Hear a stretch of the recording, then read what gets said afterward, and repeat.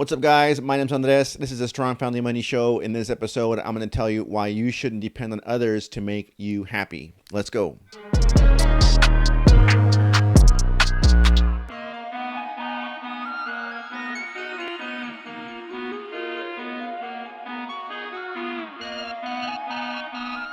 My name's Andres. This is the Strong Family Money Show. I'm a real estate agent here in Ventura County.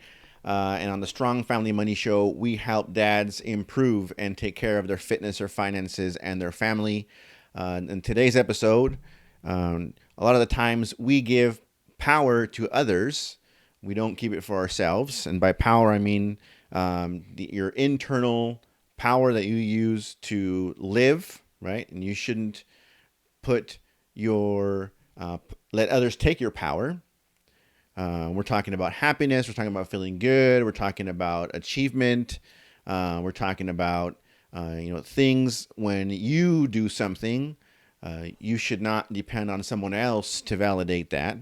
You should not depend on someone else to make you feel good about it. And we're going to go over why that's a mistake and what happens when you take it back, when you stop letting others determine when you're going to be happy. So first, problems with giving away your powers is you depend on others to regulate your feelings. So you are waiting for somebody else to tell you how you should feel. So you do something good, you accomplish a goal, and instead of feeling good about yourself, right, you go and you tell somebody or you share with somebody, and when they don't share the same enthusiasm that you think they should towards that accomplishment of yours, you then don't feel good. You then say, well, maybe it wasn't such a big deal. Maybe it was, an easy thing to accomplish. But the problem is it isn't their goal. So they're not going to feel as good as you do about what you accomplish, right? So depending on others to regulate your feelings is not a good thing, right? You should be in charge of your own feelings and how you feel about yourself and what you do. If you give it to somebody else to do, then you really don't know what they think's important in their lives, and which will reflect on how they react towards something that you do. You let others. Number two, you let others define your self-worth. The only person that should decide how good you are is you. You shouldn't go out and try and collect, from different people how many times they tell you you did a good job, or how many times they tell you that this is good work, or how many times they tell you that they are proud of you or whatever, right? That should not, you should not define your self-worth in that way, right? You should be the one that says, I am a good person. I am smart. I am, I define my own self-worth. So you should be in charge of that. You avoid addressing the real problems. So because you react to how others react to you, right? Sometimes if you don't want to have a discussion, an argument, if you don't want to say bad things because you're afraid of what they're going to say back, sometimes you avoid the real conversation that you should be having. And if you put your power in others, that's what you do. So you really don't want to solve problems you have because you're afraid of what they're going to say and what they're going to think. And that really affects you. You put a lot of power, you give them a lot of power because then they decide what you discuss because you're afraid of what they might say. Next, you become a victim to your own circumstances. Everything is, you can solve pretty much everything, right? You shouldn't say, everyone's going to think this of me. You shouldn't say everyone's going to, not trust me anymore because of what I just did. So, you make up stories of what's going to happen when others see this problem instead of deciding just to fix the problem, right? And a lot of times people don't really care what happens. They really care about what the result is. So, you don't want to put yourself through misery or heartache or whatever before you really find out what's really going to happen. So, Don't become a victim to yourself. You become highly sensitive to criticism. So you because nobody shares your same enthusiasm of what you're doing, if you put your self worth or your power into somebody who is not positive, who always comes back with a negative response, or always, tries to disguise that with, it's constructive criticism, or I want to make it better for you, or whatever. If you hear stuff like that over and over again, you become really sensitive to criticism. So when that person does come, even if it is a good idea, because of all the times that they've given you quote unquote constructive criticism, right? You become very sensitive to what they're saying to you. And this will all be solved if you don't go to that person in the first place, right? If you on your own solve the problem, if you on your own validate your work and how good it is, because then, let's say you're trying to get something going, right? Project or business, right? You're always stopping to go ask that person what they think.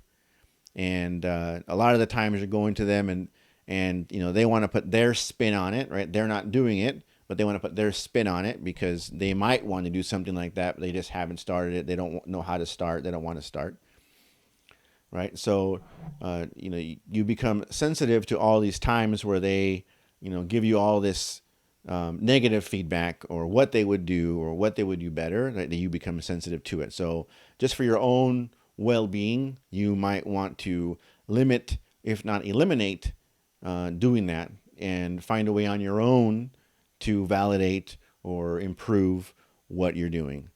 And on the same token, you lose sight of your goals, right? If you go to somebody too many times, it might end up being your goal kind of modified to what they give you as feedback, right? It really isn't your goal anymore because you had one vision, but because you go ask a bunch of people what they think or what they would do, that it really ends up being some, conglomeration of all these people's ideas and thinking, and it really isn't what you started out to do in the first place. So, going to others all the time for ideas or stuff like that, it really might change what the goal is that you're working on.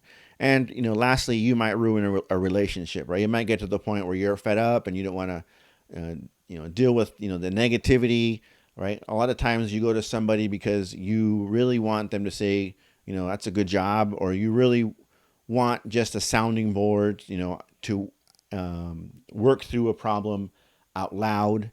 But something happens and you get into an argument, or it doesn't turn out well, and you may ruin a relationship that you really want to have because of you putting your power in that person. You're giving your power to that person on how to make you feel good, right? So what should you do to take back your power, right? It's easy to say just don't do it, but what can you do to take back your power? So you want to identify the people that are taking it, right? Who do you go to do this, right? You want to really identify, I always go to this person because I want them to think of me this way, in a good way. And I always go to them with my ideas, or if I have an issue, I go to them. And it always makes it, I always come out not feeling the way I want to feel, right? So you want to really, take inventory of who these people are, right? Watch how you talk to yourself. No one can make you feel any particular way. You control how you feel. So, if you go back and you're taking the negativity with you, right? I'm not good enough. This project isn't good, right? You are then validating what they're telling you, or you are taking what they gave as criticism and you're making it a direct reflection on you personally, right? So you need to watch how you talk to yourself when you receive this feedback, or when you come away from that interaction, so that you don't then you don't validate what they are saying. And you want to think before you react, be it with that person, be it with yourself. A lot of times, if we would just think about what we're going to do, what we're going to say before we do that, we'd be able to think through the scenario and change it or modify it, or not do it at all. But a lot of times we let emotion get the best of us, and we just do it or say it, and we don't think about what the consequences are going to be on really on ourselves. Um, Evaluate feedback, determine its validity. Right? Is this really true? Is there evidence to say that what they're saying is correct? Why are they giving you this kind of feedback, and do you want to take it? Right? All the time is just smiling and nodding and saying thank you, even though you after you go through these steps and you say, well, has nothing to do with what I was even going to them for. Just to walk away as a good person, you might want to just nod your head and smile and not do what they told you. And then again, add them to your list of people who don't leave you feeling good when you leave them for advice or just interactions with them. But it could be just that you say, okay, this isn't really what I want to do. It had nothing to do with what I went to them for. So I'm just gonna say thanks and I'm gonna walk away.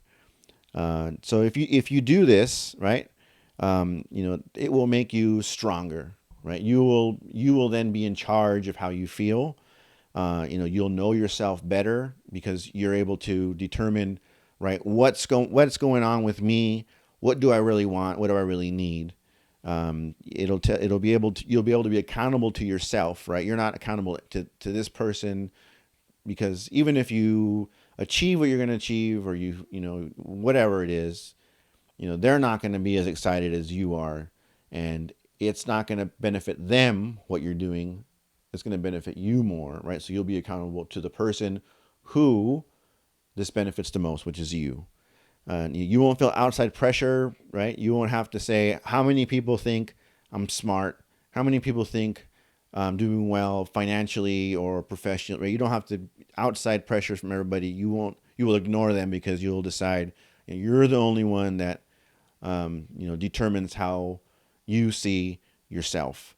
And you can devote more time to what really matters, right? The time that you go and ask them for feedback, the time that you stop what you're doing to go do that, and have to start again. And they may give you advice that really doesn't fit with what you're doing, so then you waste your time trying to implement it, right? You can save lots of time if you just remain accountable to yourself and keep your power for yourself.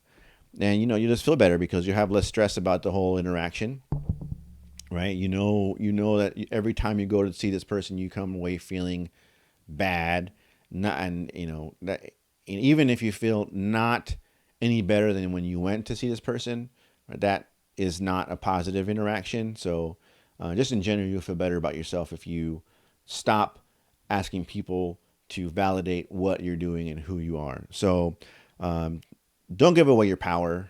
If you have already, take it back.